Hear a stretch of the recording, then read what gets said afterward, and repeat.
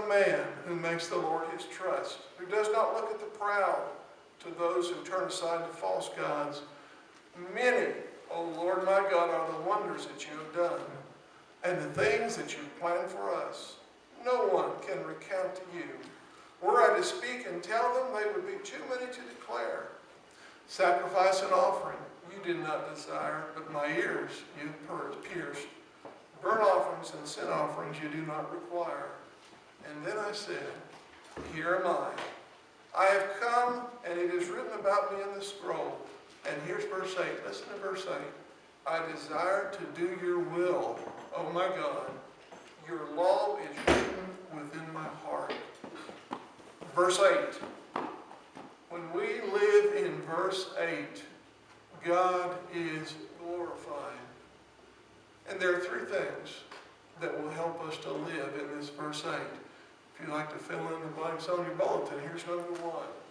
It helps our faith in God's plans to look at his universe. You know, all of creation interacts in a perfect, orderly way. There's no randomness in God's creation. When things are random, destruction always follows. The planets are lined up in a specific order. If one of them would leave its orbit, it would be destroyed. Another simple truth that God speaks about is the food order. Have you ever stopped to think of the fact that the insects feed the fish, and the fish are food for us?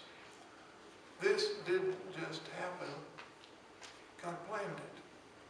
Everything that you and I accept as normal, natural, is planned by God. Number two, it helps our faith to consider his plans for our redemption. Now, we all know, we believe the Bible teaches us that Adam and Eve were given freedom, free agency. They were given the choice that they could make a decision to either follow God's rules and his standards and his laws, or they could walk away. They could disobey them. And we know that Adam and Eve chose to stray away from God's plans, from God's laws.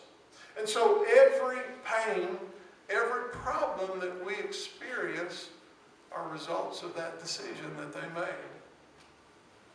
But did you know that God has a better plan for you than pain and weeds? Thank the Lord. Better plan than pain and weeds. I think that's a good one, don't you? Some of you are going to sleep on me out there. God's love for his highest order of creation compelled him to act. Revelation 13:8 says this, the Lamb that was slain from the creation of the world. You know, when we use that word attribute, we're talking about the things that make God God. One of his attributes is omniscience. Omni, of course, the prefix means all. Omniscience we get knowledge from. So God is all-knowing. He knows everything you have said, everything you have listened to, everything that comes out of your mouth, everything you look at, past, present, and future. He knows what you're going to do. Isn't that awesome? Aren't you glad you don't have that capability? Well, God is omniscient. Another attribute he has is he's omnipresent, which means he can be more than one place at a time. While he's with us here in Little Rock, he's also in China, he's in California, he's in Ohio, he's on the moon. I don't know why I'd want to be on the moon, do you? But it could be. But he is omnipresent, means he can be every place at the same time. And so God is God. He's different than we are. And back at the very beginning, God made a decision. He knew that his plans for a perfect world would have problems when he gave man the choice of freedom, didn't he? He knew that. And so at creation, he provided an option for those who would choose the better plan. And Paul tells it in Galatians 4:4. Jesus came when the time had fully come. The Living Bible says that just the right time Jesus came, just the very day that God planned it to happen. And Jesus didn't come a day early or a day late.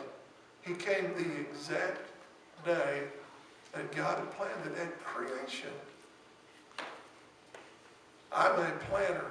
My personality, I've got a lot of melancholy in me. And I do a lot of planning, but it's amazing. I shared with the church Wednesday night. I had a lot of plans going on what I was going to do on Wednesday. And my plans got changed big time. People stopped in to see me. Gideon stopped in. Just kind of looked at me and didn't really say a whole lot, but I knew he wanted to talk, so I'm getting ready to look at my lesson and go home so I can come back to church and just, our plans change, don't they? God's plans never change.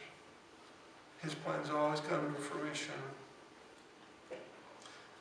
Number 3, it helps our faith to remember that He has great plans for each one of us individually. You know, God has better plans planned for you than we could ever possibly even imagine. That's the God that we serve. Dwight L. Moody had plans that he was going to be a good shoe salesman, but God had a different plan. God had a plan that he would become one of the greatest evangelists of all times, and he did. Some of God's plans are really beyond our comprehension. Have you ever tried to know God's will? It's tough, isn't it? I remember when I felt pretty sure that I had a call to go into ministry. I was district sales manager for Nationwide Insurance, making pretty good money. But God said, well, I want you to be a preacher. And I thought, do you know who you're talking to? This is Steve Comeans, you know. But you know what? For some reason, he saw something that I sure didn't see. That was his plan. His plan wasn't for me to be in the insurance business. Of course, I still am in the insurance business. You know that, don't you? I just sell permanent insurance now. Permanent life insurance and fire insurance, too.